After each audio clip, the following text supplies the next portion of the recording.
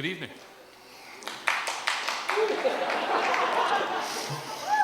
But there's more. Why is Missoula, Montana home to so many writers? That's the sort of question you get asked when you're the mayor of Missoula, Montana. And while your first instinct is to offer a matter-of-fact reply, something like, we believe it has much to do with the abundance and availability of inexpensive liquor, you know there's a more appropriate answer. When you're born in Missoula, Montana, you're likely to take for granted the sense of place that folks long forgotten worked to cultivate and later preserve. You assume that the guy moving your piano is a poet and the woman pouring your coffee has a reading tonight at your independent bookseller, and that your state's poet laureate connects school kids, many of them outsiders, to words, and that those words lead to self-expression, and that expression leads to realization, and that realization leads to fully formed human beings who think for themselves and believe that some stuff in this life still matters in the midst of all this relentless damn noise and nonsense. You take for granted that our piece of the West, while populated in part with images of Justin Bieber and some real housewives of somewhere else, is still a bit spare. There's still enough room to be lonely, and if you want, alone. You take for granted that the weather changes, that most of us are still in the same boat, that you've got to work one way or another to make it work here, and it ain't always easy. You take for granted that people of character provide fodder for characters, and that the facts are all over the place, but you've got to look hard for the truth, and one of the ways you do that is by fighting with words over sound and cadence and meaning and depth until you embrace a sentence that's just about perfect for the moment, and you add that sentence to the last hard-won turn of phrase and start in on the next one. You take all of that for granted when you're born here. But if you're from a place that's no longer a place, and you ache for a reality that fuels imagination, and you're a writer, want to be a writer, or will become a writer despite your better judgment and warnings from your family and friends, Missoula, Montana is a discovery. It's a place, and it's a place for writers. They're welcome, admired, respected, and most likely also have day jobs. And if all that weren't enough, there's a book festival here every year, and it starts now.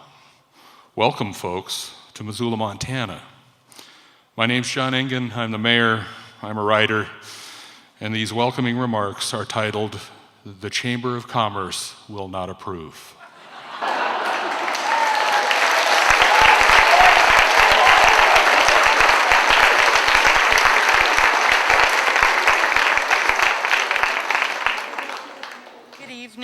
Some of you have had a long day of intellectual stimulation and a few laughs.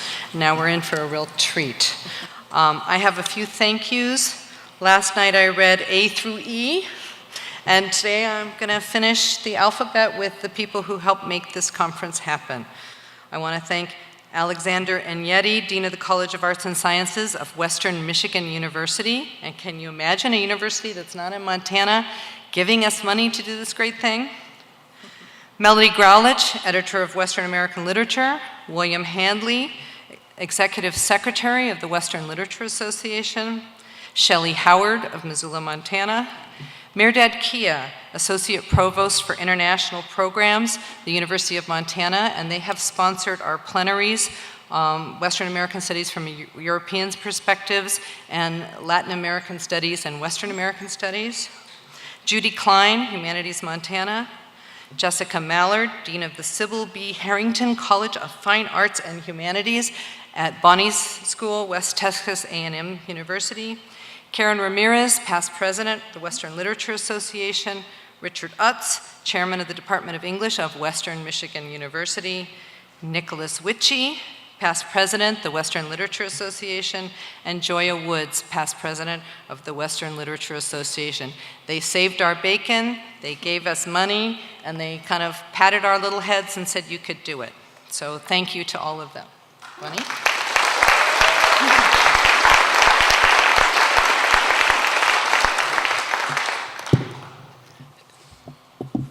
A little shorter. Thank you all and welcome. Whether praising or commenting on your fiction, screenplays, or essays, critics and prize committees have long said many fine and true things about Thomas McGuane's varied and distinguished career. We know of no other writer who, with such charming and self-deprecating humor, and with such wry and, well, let's just call it literary sassiness, so compellingly portrays the physical work of life in the West. Your work offers great accounts of everything from Paul Stewart's, one of my favorites, to M.L. Eddy's, another one of my favorites, and it offers a sense of irony about life in this rural land. Like a good cutting horse, your work tracks motion effortlessly, and to our delight, sits back and turns right back through itself when we least expect it, and we just try to hang on. It is our distinct pleasure tonight to present you with the 2011 WLA Distinguished Achievement Award.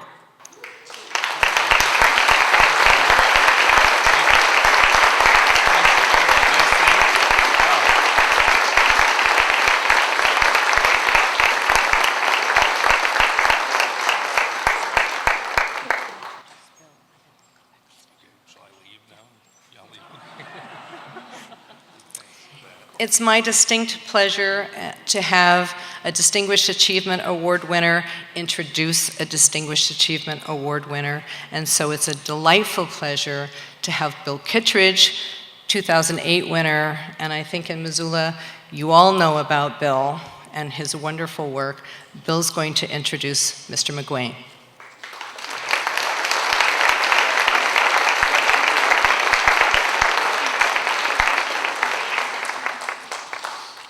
Well, it's a pleasure and an honor to introduce Tom McGuane. About a week ago, well, actually a week ago tomorrow, I was driving back from central Montana, 270 miles. It was one of those hot, blistery sort of days. We don't have them anymore here this week. But in any event, I got to back to Missoula, and I found out that stock exchange had dropped a swinging 240 points. I was in a little bit of a funk. And then I went out to the mailbox and found a brand new copy of the New Yorker. And then in the New Yorker, I found a brand new story by Tom McGuane. And all, as we used to say back on the ranch, became copacetic. It was okay, and I was happy. I want to talk just a minute about McGuane, his life. He got an MFA from Yale, 1965, held a Stegner Fellowship at Stanford in 66 and 67. He published a novel called The Sporting Club in 69. And he chose to move to Livingston. He got some movie money from the Sporting Club and moved to Livingston. And one of the stories I've heard is it came down to a choice about fishing waters between the Yellowstone and the Chutes, between Livingston and Bend, Oregon. And he chose Livingston. And thank God he did. And he bought into the Paradise Valley. Published a novel called The Bushwhack Piano in 71. And one of my favorites, 92 in the Shade, 1973. I've always loved the first line of that novel, which really would apply today. I wish somebody would get it on TV. Nobody knows from sea to shining sea why we are having all this trouble with our republic, and boy, are we ever. That book was nominated for the National Book Award. Tom did a bunch of screenplays after 3 or 4 or 5 or 6. Anyway, Rancho Deluxe, a famous, funny, wonderful movie shot in Livingston in 73. Missouri Breaks in 76, and he directed 92 in the Shade in 1975. Panama was a novel he published in 78, and it didn't get a swinging reception, and he sort of changed his life. The book 92 in the Shade had been a huge triumph. He married Lori Buffett, and he began the Montana books. The first one in 1981 was Nobody's Angel. I'm not going to read the whole list. There were 7 more, 2 books of stories in there. And what I really want to talk about finally are the nonfiction books. Tom is a great nonfiction writer. First book was The Outside Chance in 1981, and the title essay is really an American classic, absolutely. And next nonfiction book I know about is one called Some Horses, published in 1991, about one of the things he's done all his life, or at least his life in Montana, training cutting horses. And then The Longest Silence in the year 2000 about fly fishing. Tom is a guy who lives outdoors, takes the world on in many ways, always, reasonably successfully. I quote myself when I say, this is a guy who has a genius for living well, not only writing well, but living well. God bless him, and let's listen to him tonight. Thank you very much.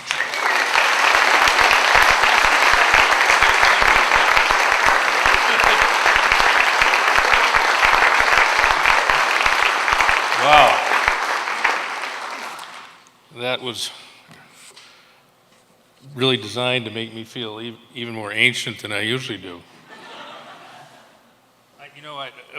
I loved being introduced by Bill because we've been friends for 2/3 of our lives. And as I was driving up here, I was remembering the first time I met Bill, and it was at a party at his house. And I got there just as they ran out of beer. And Bill said, we're going to do something about this. And I was just trailing along trying to understand kind of what the scene was. And I found myself trudging along behind Bill, who had a case of beer on each shoulder, heading back for the party. I think he just sold his ranch, and he was feeling pretty flush. And he said, isn't your brother a rock and roller? And I said, yeah. And he said, your brother-in-law? And he said, well, get him on the phone. I want him here for the party. We'll fly him in. Those were great days. Jim Welsh was there, and Dick Hugo. A lot of fantastic ghosts in this town if you were a lover of art and literature. I'm going to read you a story. The greater distance I have from things I've written, the less I like them. And this one's in the New Yorker this week. I haven't had time to despise it. So I thought I'd try it on you. It's a little politically incorrect. I hope you'll understand. I'm going to need a lot of water while I'm doing this. I'm just getting over the flu. The title of the story is The House on Sand Creek. When Monica and I were first married, we rented a house on Sand Creek, sight unseen. Because Monica wanted to live in the country and nothing else was available within reach of town. Everything we'd been told was true. The house was a furnished ranch house with 2 bedrooms, 2 baths, near a quiet grove of aspens. It had been repossessed from a cowboy and his wife who had gone on to Nevada or Oregon, somewhere in the Great Basin. The man at the bank said that he was an old-time rambling buckaroo who'd stopped making his mortgage payments because he was, quote, looking for a quit. Monica turned to me for an explanation, but I just wanted to get the deal done and move in. It might not be exactly to your taste, the banker said, but nothing says that you can't tweak it. It was an absolute horror. Skinned coyote carcasses were piled on the front steps. A dead horse hung from its halter where it had been tied to the porch. Inside was a shambles, and there was one detail we couldn't understand without the help of the neighbors. Shotgun blasts through the bathroom door. Apparently, Mrs. Old-Time Buckaroo used to chase Mr. Old-Time Buckaroo around the house until he ran into the bathroom, locked the door, and hid in the tub. The sides of the tub were pocked with lead. By the way, I actually lived in that house. Monica, who had seen the dead horse, said that it was a shame the wife had failed and the two of them were now in the Great Basin living out their lives. This is a bit of an understatement. At the time, Monica broke into sobs and begged to be taken away. Is this how you treat your wife? She turned on me. Stop calling me your princess, you bastard. I never quite got used to these flare-ups or to Monica's sometimes misleading passion for fresh starts. Monica was not only not a Westerner, she was not even an American. She'd been stranded in architecture school by the uproar in the former Yugoslavia, and by the time it was safe for her to go home, we had met and planned to marry, which we did. And now we were in that house. Monica was commuting to architecture school, and I was running an underemployed law office that 5 years earlier had done 33 real estate closings a month, and now did at most 2 and often none. Booms in real estate came and went like weather, except there always seemed to be plenty of weather. I am aware that my ability to wittily point out things like this and to describe the house the way I'm describing has a lot to do with the fact that Monica left soon after we'd moved in. She abandoned what she contemptuously described as, quote, the Western lifestyle, to return to her parents in Bosnia-Herzegovina.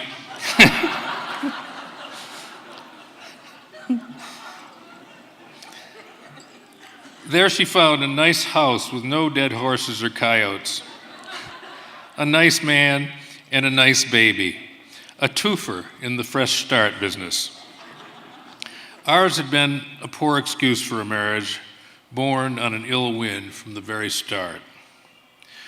I was still in the house, which we had painted in such a hurry that we'd rolled right over the outlets and floor moldings in uneven lines, giving one the feeling that the interior had somehow been draped in paint. For a long time, the sight of the walls kept Monica in my mind. Even when women came for a visit, always short, something, either me or the house, seemed to give them the willies. I first met Bob when he came to congratulate me on, quote, getting rid of that Croat. Like many other men in the area, Bob wore cowboy boots and a big hat and described himself as a former cowboy. This phenomenon interested me, and I began to put the stories together a bit. For example, Bob, a retired electrician, had not been a cowboy for at least 45 of his 62 years. Further investigation suggested that his cowboy years had occurred somewhere between the 6th and 7th grade and may have lasted under a month. I had always imagined cowboys, former and otherwise, to be laconic men who, if they overcame their reluctance to speak at all, did so without much expression. Not Bob. Bob never shut up, and his facial movements had more in common with those of Soupy Sales than John Wayne. A surprising number of his anecdotes culminated in his telling people off, especially members of his own family. Quote, my mother's in her 80s, and she keeps talking about when I was in her belly. Have you ever heard anything more disgusting?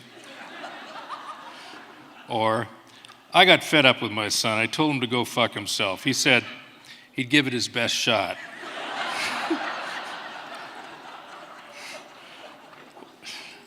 Mail addressed to Bob was once mistakenly delivered to my box, so I took it up to his place. It was clear that he was living alone. In time, I learned that he had been living alone for years and that all his stories of telling people off were just wishful thinking. Bob's relatives had put plenty of distance between themselves and him long ago. The only car that was ever in his driveway was his, an obsolete 6-cylinder Bel Air with plenty of gravel cracks in the windshield. But Bob had integrity. He was mad at the world, if not yet at me. If I didn't wind sprint to my car or work on weekends, I was in for some long visits. Still, something about Bob touched me. Bob and I had really started to settle in, with Bob tracking my movements to make sure that I was home from work for at least 10 minutes before he showed up, when Monica called me from Belgrade. She had written occasionally since leaving, but this was the first time I had spoken to her in a couple of years. I found it painful in the extreme and didn't quite keep track of the conversation, uncertain why I should care that she had money from the sale of her house or that little Carl already slept through the night and was such a happy little boy. Monica must have detected my confusion because she suddenly asked, "Are you following this?" and I had to admit that I was lost. She filled me in. She wanted to come back. What had happened to her new man, I asked her. Out the window, she said. Monica spoke nearly perfect English, but she always managed to alter our colloquialism slightly.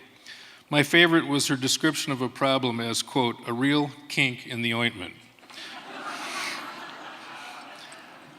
I tried to correct this to fly in the ointment, but with a blank look on her beautiful face, she asked me what a fly would be doing in ointment. I let it go. I'd been raised to think that loving your spouse was a requirement. Love is a job, my mother had snarled at our wedding. As she gazed at Monica, who was wearing some sort of shocking Eastern European headdress. Thus, I loved Monica even after she left me, and until the day she announced her return, a baby under her arm by someone I had never met. On the first day of the Bozeman Sweet Pea Festival, Monica got off the plane and handed me little Carl. For you, she said. Have I aged?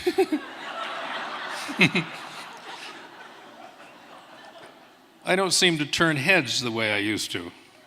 She wore some sort of gown that fit her like a giant lampshade, a grand cone that went from her neck to the ground. Is that a dirndl? I asked. No, it's a dashiki. Oh my God, you haven't changed. I was in shock. As for little Carl, now in my arms, he was clearly black. I had an unworthy thought. Wait till Bob gets a load of this.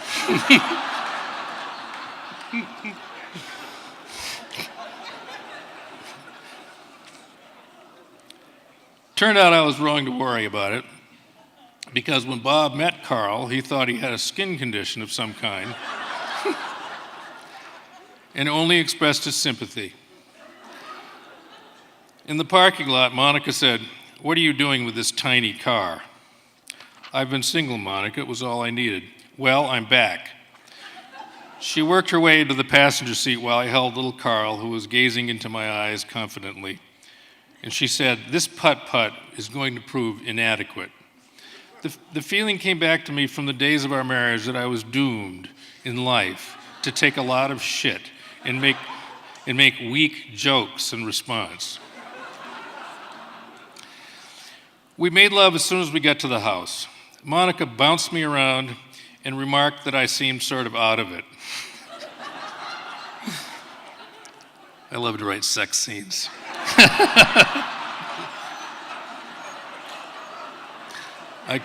I kind of get off on it, you know.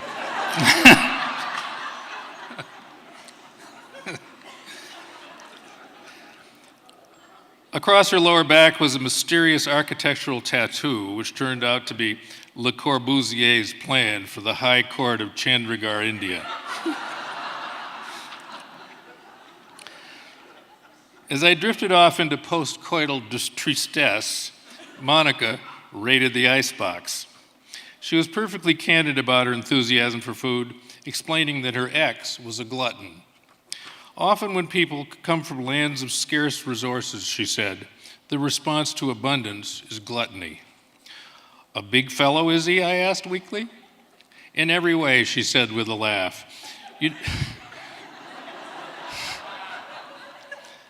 You know what a mandingo is?" I said, "Is it something to eat?" "No, idiot. A mandingo is an African warrior. You're thinking of a mango." "Oh, is he an African warrior?" "Hardly. He's a Nigerian neurosurgeon. But Olatunde has the sort of mandingo traits that I hope Carl inherits. He's actually Yoruba." I looked over at Carl. He didn't seem to possess any mandingo traits.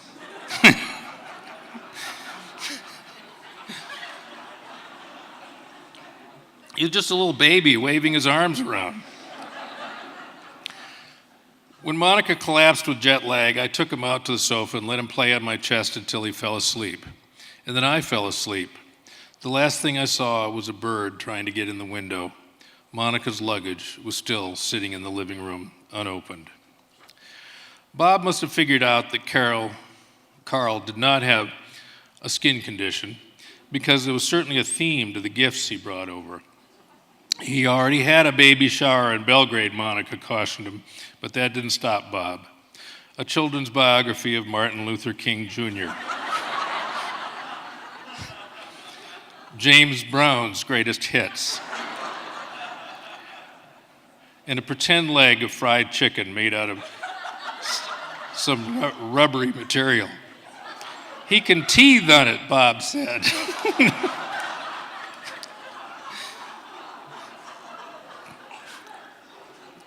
When he was gone, Monica said, "My dream was of a new life here, but this may be impossible." "Well, I think Bob meant well," I said. "Ah," she said, "make no mistake. That was not Bob speaking and bringing his symbolic gifts. That was America speaking through Bob." Meanwhile, Carl teethed contentedly on his rubber drumstick. His little chin glistened as he hummed. As part of Monica's first assignment on her return to architecture school, she began to design some alterations for our house, a wing here, a wing there. I was terrified that she would actually want to have these things built. "Why," I said, "do we need a loggia?" She said, "Why do I even talk to you?" Bob continued to visit mornings for coffee. If he arrived before Monica left for school, she fled to her car. "Always in a hurry, that gal," Bob said. "Someday she'll be designing skyscrapers and we'll brag we knew her back when." Whenever Bob drove Monica from the house, it fell to me to care for Carl until the babysitter arrived in her white tennis shoes and loose shorts that made the vanishing of her thighs into them a matter of urgent mystery. I loved to start the day by playing with Carl in bed. He'd sit on my stomach and we'd play hand games that always ended up with this merry little boy tipping over onto the pillows to arise and crawl atop of me again to resume the battle with a shout. If Bob was still there, we did this on the living room rug, scurrying around until I had rug burns on my knees. When Bob wasn't launching into some complaint about his overindulgent mother, he was wonderful with Carl. I could leave the two of them together while I dressed for work, and whatever Bob did always had Carl squealing with delight. The arrival of the babysitter, nubile Lydia, would put an end to all this. I went to work and Bob went home. I have lived in this town for a long time, but I was raised in Bakersfield, California, a town I was longing to flee by the age of 10. I coughed up out-of-state tuition, went to law school, then settled here at first alone and then with Monica. I mention all this because my colleague, Jay Matthews, who has lived here all his life, told me that Bob's mother could hardly be driving him crazy. She died when he was a boy. He said, "It's got to be 50 years ago." I said, "I must have misheard him." "Yeah," he said, "Bob was an only child. His mom was single. Old Bob was a bubble and a half off plum, even back then. That's why he always fit right into this godforsaken town."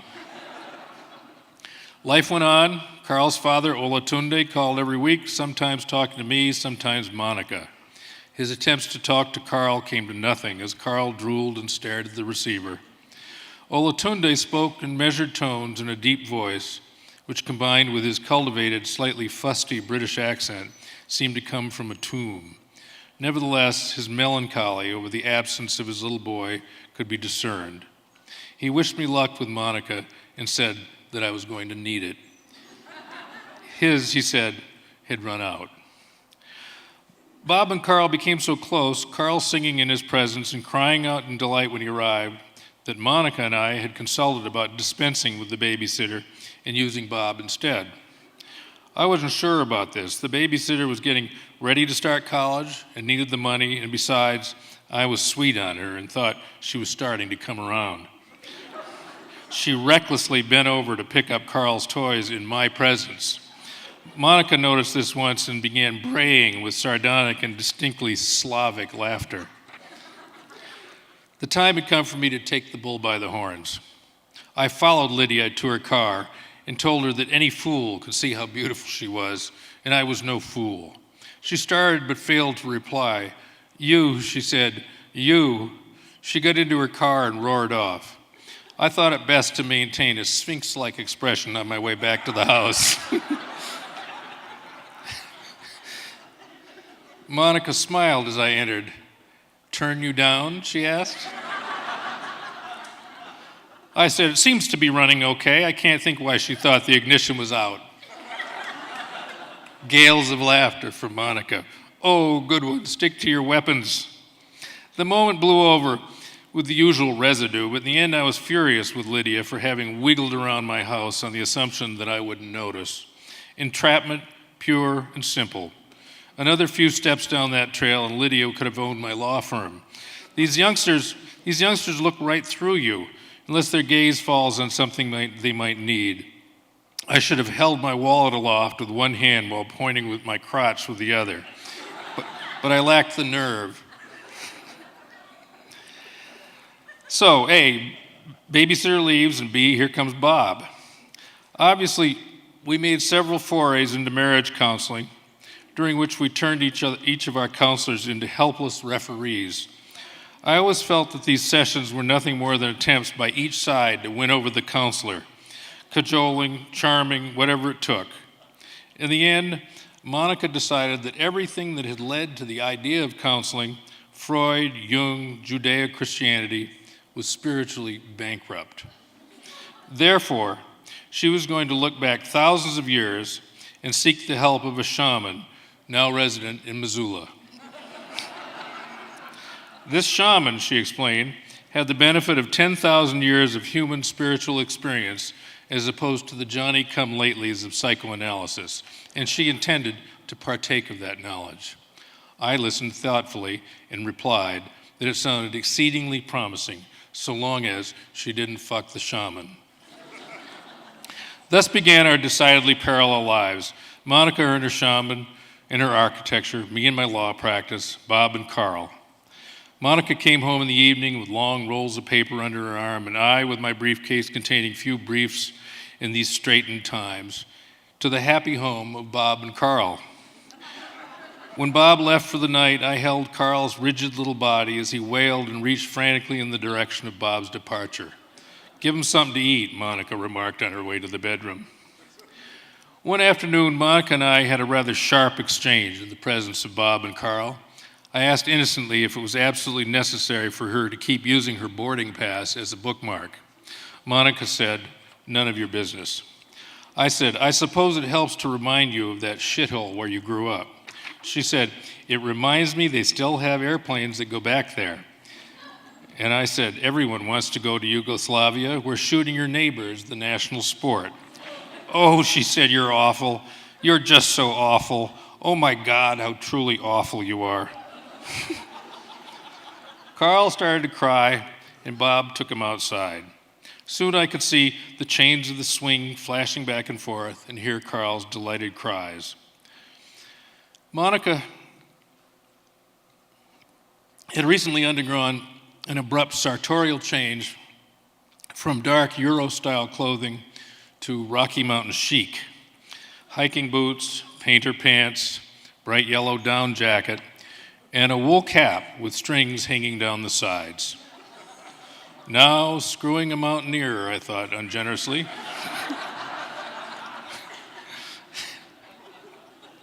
Her exhaustion, I assumed, owed more to her shagging the mountain man than to anything she was doing in the world of architecture. It should come, therefore, as no surprise to anybody that the day came when Monica and I returned from work to find Bob and Carl missing. Having read Huckleberry Finn, she remarked that Bob had, quote, lit out for the territory.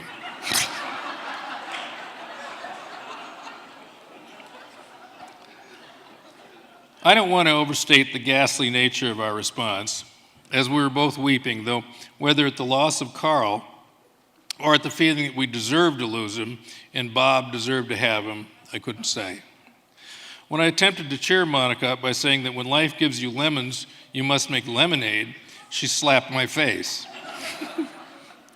I almost fought back, and you can only imagine how that would have seemed under the circumstances. Instead, I called the police. Monica called Olatunde in Yugoslavia and put me on the phone. You tell him. Good morning, doctor, I said.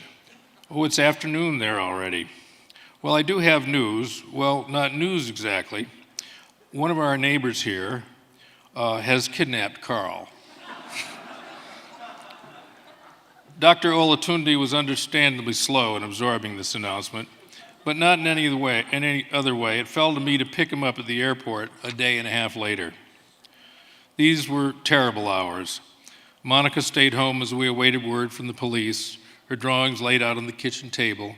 She showered me with reproaches, the recurrent one being that Carl would never have, quote, slipped through her hand, unquote, if I hadn't chased the babysitter away with my ogling. Pointing at the drawings, I said, I see the loggia stays. She said, yes, and the pergola. I said that I hadn't noticed. She added, there are none so blind as those who will not see. I met Dr. Olatunde at the baggage claim, though he had only a carry-on. He was the sole African among all the skiers, and he drew a bit of attention to himself for that, and for the suit he wore, a nice English cut, rumpled from the long trip. He was not at all the big mandingo glutton I had pictured, but a small, precise man with a slightly receding hairline and a friendly but crisp manner. He said that I was kind to come for him. You must be tired, I said. He said, not so bad, really. Well, I have marvelous news for you, I said.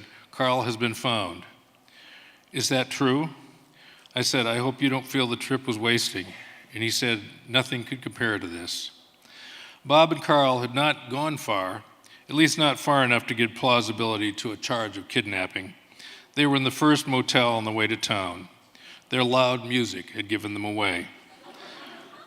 Bob was belligerent about what he described as the hostile atmosphere of our home, and we felt that by pressing charges, we would only bring his version into the public eye.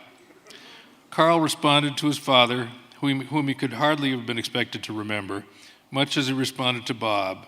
He was always drawn to anyone who would look straight at him as though making a delightful discovery. I spell this out because it was against all odds that we allowed Bob to come back and again allow ourselves to be compensated by Carl's squeals of delight. More and more, he stays over at Bob's anyway, which Monica and I hope will give us some time, some room to work things out. Thank you.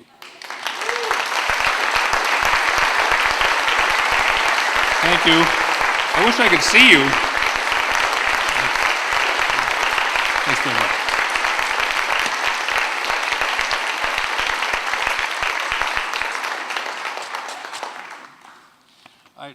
I had two stories. I didn't know which one to read. The one was a sort of sad story, and I can't see you all anyway, but when you can see people, you're reading a gloomy story, you're kind of locked into your own little bubble, and you know, nobody ever laughs or anything, they just stare at you. If you write, 45 minutes about a guy buried alive, people are out there, where what's a typical sort of lit story now about maybe putting grandma in the rest home, and everybody kind of feels sad about that, and grandma doesn't want to go. His friend of mine was putting his mother in a rest home. A friend of mine from Oklahoma said, well, she didn't want to go, she hung on like a bulldog in a thunderstorm. So I started thinking about that. How would you get through that? Chain up grandma, and hook her. Then it really gets tragic. The truck won't start. So anyway, it's easier to read something a little bit funny because then there are other humans out there. And this is the weirdest lighting I've ever seen. All I can see are little zygotes out there. It looks like a biology experiment. Anyway, I so appreciate your coming to hear this. Thank you very, very much. And maybe I'll see you again.